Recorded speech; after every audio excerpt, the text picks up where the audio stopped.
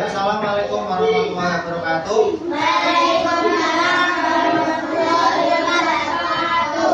Ya.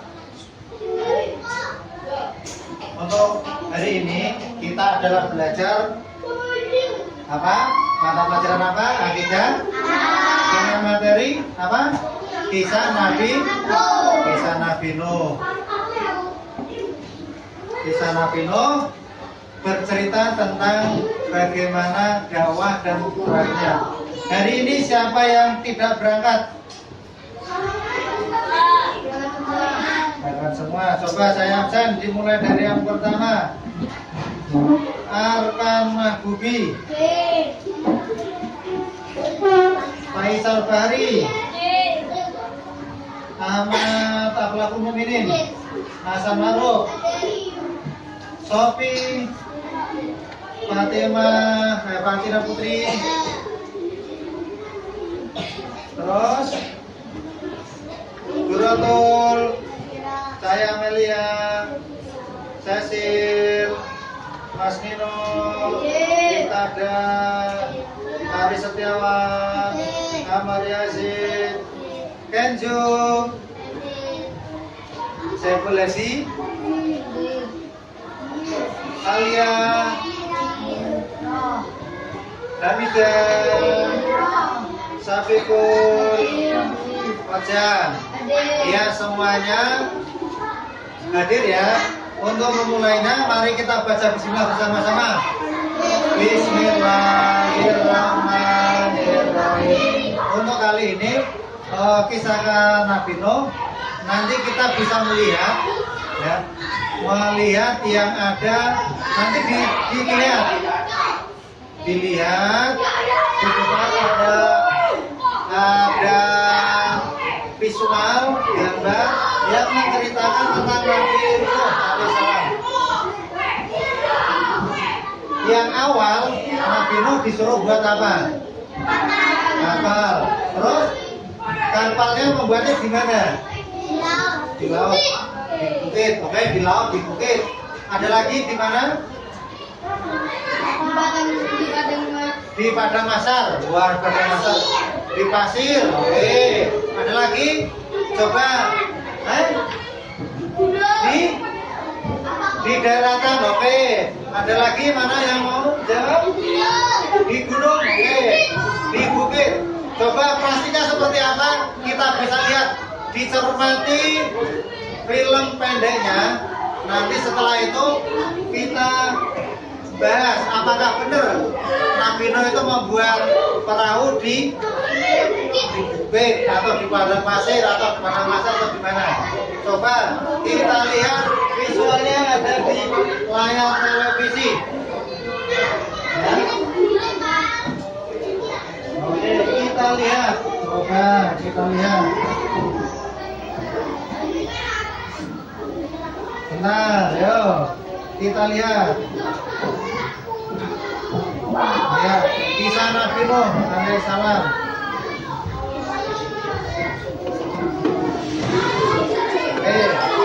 Yuk dicermati.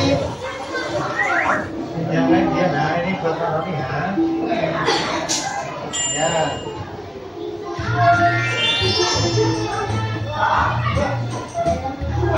Kisah Nabi Nuh dalam Al-Quran. Ya. Setelah Nabi Idris alaihissalam wafat, sedikit demi sedikit iman masyarakat mulai meninggal. Diperhatikan dulu. Semakin gemar menggoda mereka. Kemudian mereka mulai senang membuat patung. Mereka membuat patung untuk menghormati para pahlawan, leluhur, tokoh-tokoh yang sudah mati. Patung-patung itu diberi nama sesuai nama para tokoh itu.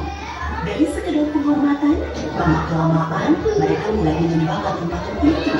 Mereka percaya bahwa patung-patung itu mempunyai kehebatan dan kekuatan yang bisa melindungi dan menentukan nasib mereka. Di antara patung-patung yang disembah itu, ada 5 yang paling mereka agungkan, yaitu La'at, Suwa, Yahud, Yauk, dan Nasr. Inilah asal mulanya manusia menyembah patung yang berbeda. Tentu saja, ini semua hasil Iblis dan pasukannya yang berusaha sekuat tenaga menyesatkan masuk neraka bersama mereka. Allah tidak membiarkan manusia tersesat semuanya tanpa petunjuk. Maka Allah memilih Nuh alaihissalam untuk mengingatkan kaumnya agar mereka meninggalkan penyembahan dan berhala dan kembali menyembah Allah Subhanahu wa Ta'ala. Siapakah Nuh alaihissalam? Adalah cucu dari Nabi Idris. Fisik Nuh terbukti dari umurnya yang sangat panjang, sekitar 1 tahun. Itu ya. Rendah hati, soleh, dan taat kepada Allah. Nabi adalah Rasul Allah Subhanahu wa Ta'ala yang pertama. Sebelumnya, Allah hanya mengangkat nabi-nabi saja. Mulailah Nabi itu berdakwah kepada kaumnya. Nabi mengajak mereka untuk memohon ampun atas dosa-dosa mereka dan kembali menyembah Allah agar tidak terkena azab dari Allah. Sangat tekun Nabi mengajak kaumnya dengan berbagai cara, dengan terang-terangan di hadapan banyak orang, dengan diam-diam mendatangi seorang demi seorang, berulang-ulang, siang dan malam, selama kurang lebih 950 tahun lamanya. Tetapi sedikit sekali yang mengikuti seruan Nabi Nuh. Kebanyakan dari pengikutnya ini adalah orang miskin dan pekerja kasar, jumlahnya sekitar 80 orang. Yakni sebagian besar kaumnya tidak mau mengikuti ajaran Nabi Nuh. Mereka bersikap angkuh dan sombong dengan menutup rapat-rapat telinga mereka jika Nabi Nuh mulai berbicara untuk menyebabkan mereka. Bahkan mereka menantang Nabi Nuh agar mendatangkan azab yang diancamkan oleh Allah Subhanahu wa Ta'ala. Nuh, sudahlah, berhenti bicara. Percuma, kami tidak akan percaya. Sekarang begini saja, datangkan asap itu pada kami jika kau memang benar. Kami yakin tidak akan ada asap yang menimpa kami karena kelakuan kami. Kau hanya berdusta. Nabi Nuh mengadu kepada Allah tentang pembangkangan kaumnya yang terlaluan. Allah berfirman bahwa memang pengikut Nabi Nuh tidak akan bertobat. Hanya 80 orang itu saja. Selebihnya mereka semua tidak akan beriman karena mereka sudah sangat sesat. Setelah jelas ketetapan Allah bahwa orang-orang itu tidak akan beriman, mereka juga memohon kepada Allah. Tuhanku, musnahkanlah seluruh orang durhaka itu dari muka bumi. Mereka telah membuat kerusakan dan melahirkan anak-anak yang durhaka. Kemudian Allah memerintahkan Nabi Nuh untuk membuat kapal yang besar. Pada masa itu ilmu perkapalan belum berkembang dengan baik. Allah mengajarkan ilmu itu kepada Nabi Nuh. Maka Nabi Nuh bersama pengikutnya membuat kapal besar terbuat dari kayu. Kayu itu didapati dari pohon-pohon di hutan di sekitar mereka. Ejekan kaum Nabi Nuh semakin menjadi-jadi. Pembuatan kapal itu terasa aneh bagi mereka. Apalagi mereka tinggal jauh dari laut. Lihatlah, Terbukti bahwa Nuh gila. apa itu? Bikin kapal ya? Untuk berlayar di hutan. Nabi Nuh dan pengikutnya bersabar dan teman-teman menyelesaikan kapal itu. Akhirnya kapal besar itu selesai. Inilah kapal besar pertama yang dibuat oleh manusia. Kemudian Allah memerintahkan untuk mengumpulkan binatang-binatang sepasang-sepasang, jantan dan betina. Semua diangkut di dalam kapal bersama orang-orang beriman. Semua keluarga Nabi, termasuk yang diangkut di dalam kapal, kecuali istri dan salah satu anaknya, Kan'an. Mereka tidak mau masuk ke dalam kapal, tidak beriman dan termasuk orang durhaka. Sementara itu, langit menjadi angin bertiup kencang, gunung meledak, hujan turun sangat lebat, dan dalam tanah memancar air yang semakin deras. Juga dari dalam rumah-rumah penduduk dan dapur-dapur mereka. Dengan cepat, air membanjiri bumi. Makin lama makin tinggi, menenggelamkan rumah, pohon-pohon, dan tentu saja orang-orang di luar kapal Nabi Nuh. Ketika Nabi Nuh melihat sekeliling mendapat emas, tampak putri Kan'an sedang menyelamatkan diri dari banjir karena kasih sayangnya kepada anaknya. Nabi Nuh berseru, Anakku sayang, masuklah ke dalam kapal ini. Tidak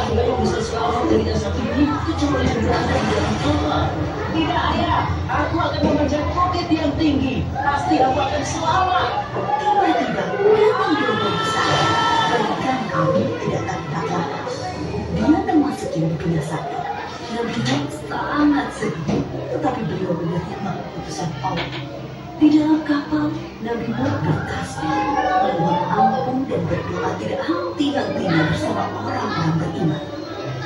Setelah beberapa hari, Allah memerintahkan gunung untuk menelan banjir. Hujan berhenti, air surut masuk ke dalam kapal.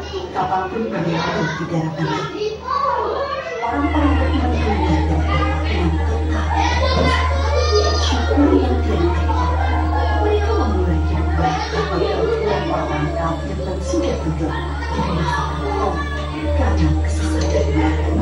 Kisah Nabi Nuh memberikan kita pelajaran bahwa durhaka kepada Allah dan tidak patuh kepada Rasul utusannya membuat manusia ditimpa azab di dunia ini maupun di akhirat.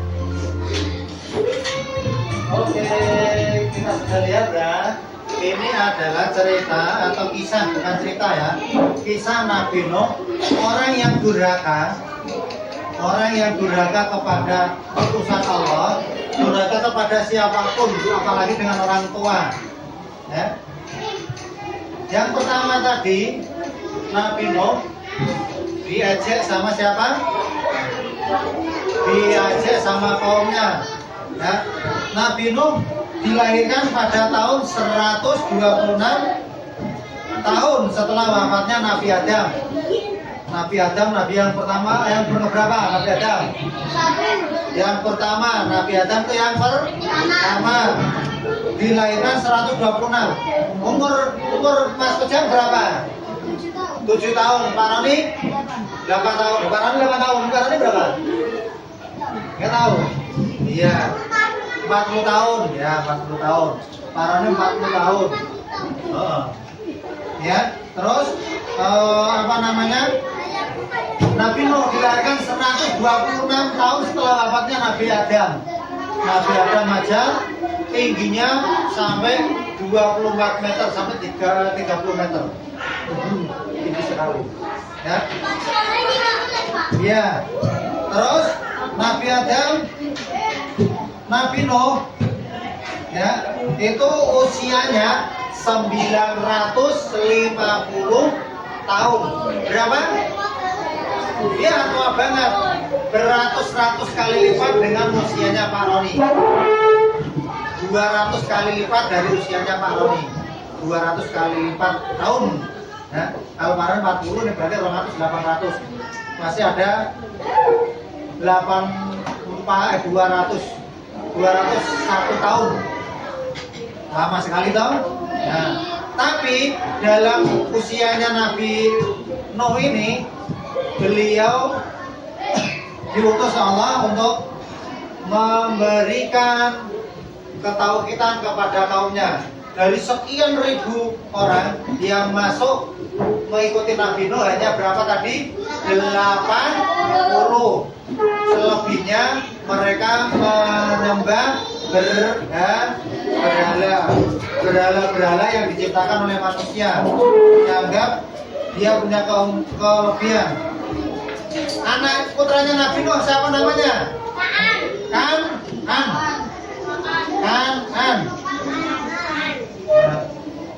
Putranya Nabi Nuh Kan'an ini termasuk dari golongan orang yang tidak beriman kepada Nabi Nuh atau ayahnya sendiri. Nabi Nuh akhirnya karena lama-lama kaumnya yang berjumlah 80 itu bukan dari golongan orang kaya, melainkan dari golongan orang miskin. Orang yang miskin, mereka mengikuti ajaran Nabi Nuh. Ya. Setelah 80 orang ini mengikutinya, semua orang diajak, ayo ke rumah. Kita menyembah Allah Subhanahu wa taala. Dari rumah ke rumah didatangi. Rumah sini diajak tidak mau. Ke rumah sini diajak tidak mau. Ke rumah sini diajak tidak mau. Akhirnya ketemulah dengan para orang-orang yang sombong. Nuh, kamu itu ngapain? Ngajak-ngajak. Kalau benar kamu seorang utusan dari Allah, maka mintalah Allah untuk menurunkan azab. Karena Nabi Nuh sudah Iya, nggak percaya. Karena nggak percaya, akhirnya nantang siapa? Nabi Nuh. Nantang Nabi Nuh, akhirnya Nabi Nuh apa namanya?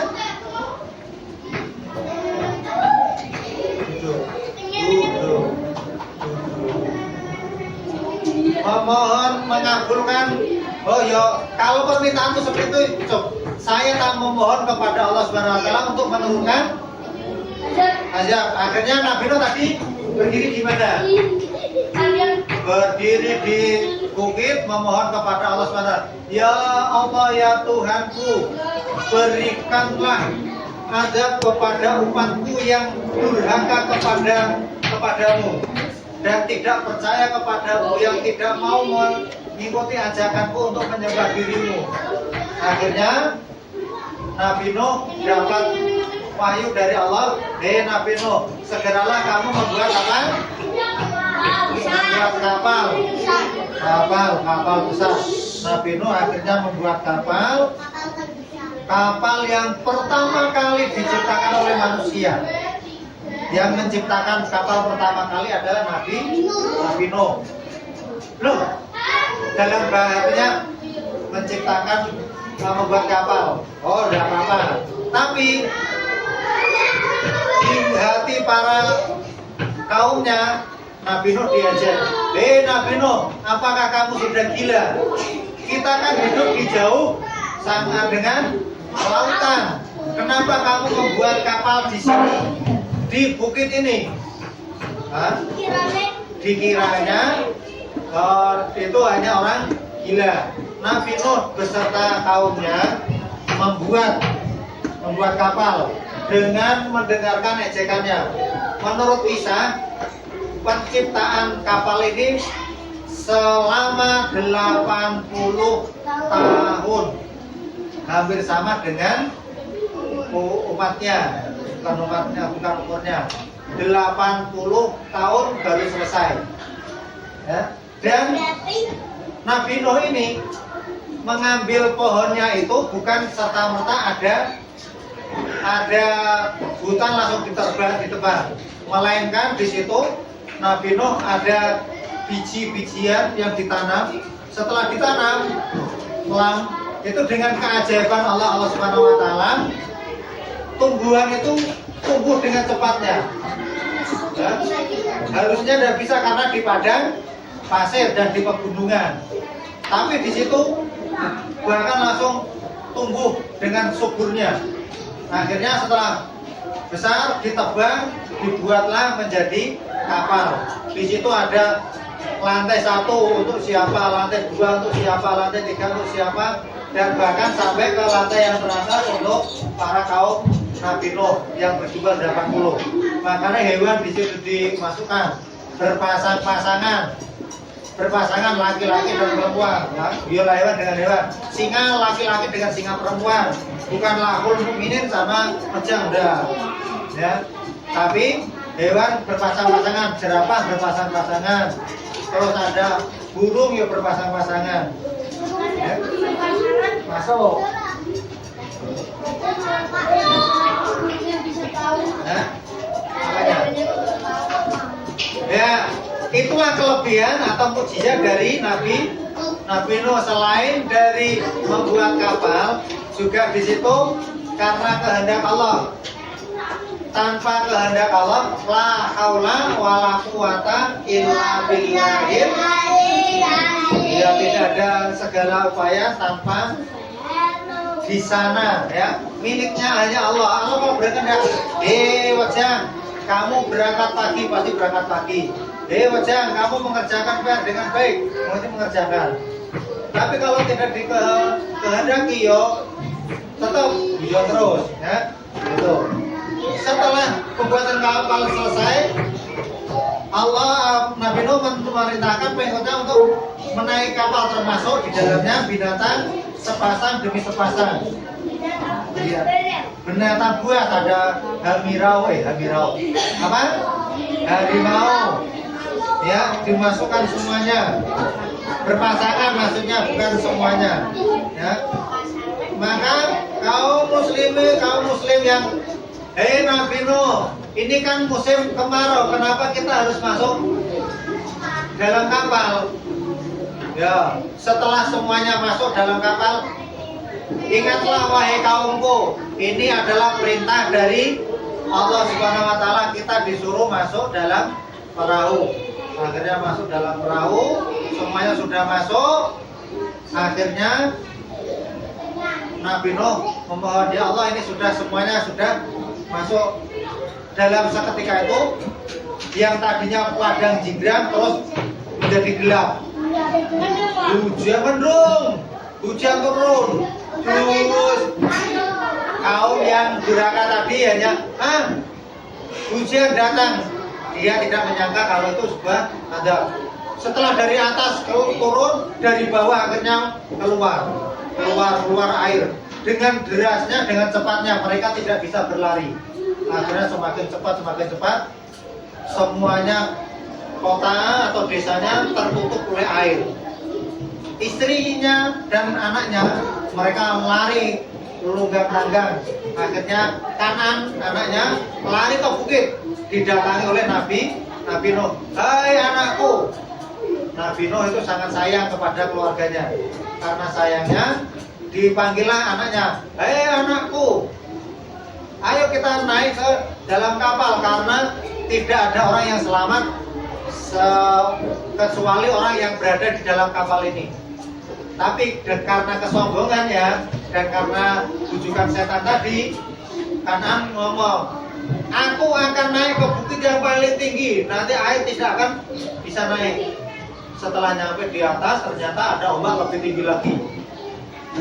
Ya, akhirnya Kanan hilang. Inilah cerita. Maka kita tidak boleh apa? Tidak boleh durhaka sama siapa terutama? Orang tua. Terutama siapa? Yang melahirkan kita. Yang melahirkan siapa? Doa ibumu dikabulkan Tuhan dan kutukannya jadi kenyataan. Yo. Kemarin apa yang dihafalkan? Ridallahu fi ridha wa sukhtullahi wa sukhtul durhakanya ya apa? Orang yang durhaka, ridho Allah terletak pada ridho orang tua, dan murka Allah terletak pada murka Allah. Ya, itulah tadi kita bisa mengambil hikmah dan pelajaran tentang Nabi Nuh.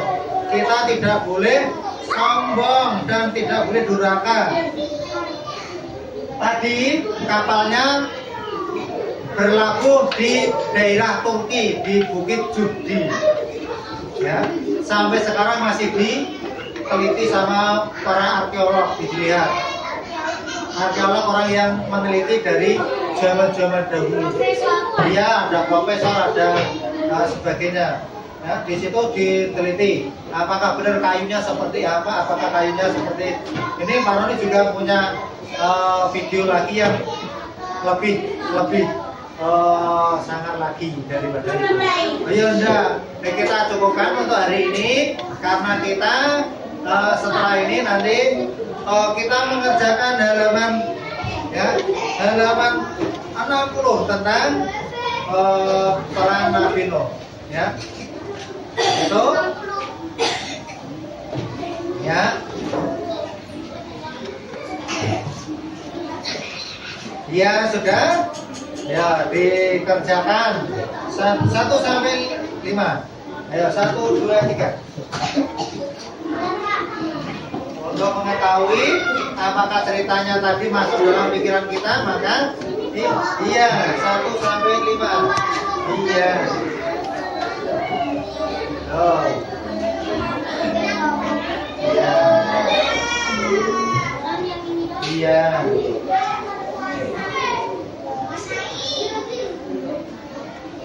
Ya, kita dapat ambil kesimpulan, kita tidak boleh durhaka kepada kedua orang tua, bahkan ketika di sekolahan orang tua kita adalah seorang guru, kita tidak boleh. Kalau di pondok berarti dengan Pak Yai dan Bu Nyai, tidak boleh durhaka kepadanya. Ya, iya, karena durhaka itu temannya setan, karena bukan dari setan. Ya, kita akhiri pembelajaran pada hari ini dengan bacaan hamdalah bersama-sama. Alhamdulillah. Ya, sampai ketemu lagi besok pagi dengan materi yang berikutnya. Assalamualaikum warahmatullahi wabarakatuh.